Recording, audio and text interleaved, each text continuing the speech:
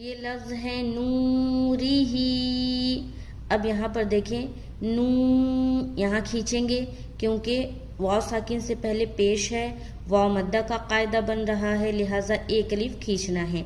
را کے نیچے زیر ہے، بتایا تھا زبر زیر پیش کو بالکل بھی لمبا نہ کرے، بغیر کھینچے پڑھنا ہے.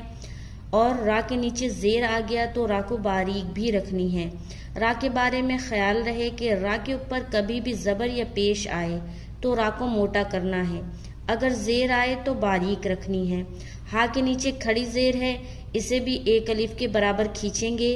کھڑی زیر برابر ہوتی ہے یا مدہ کے، جتنا ہم یا مدہ کو کھینچتے ہیں اور اس میں جس طریقے کا ساؤنڈ نکلتا ہے اسی طریقے سے یہاں بھی نکلے گا.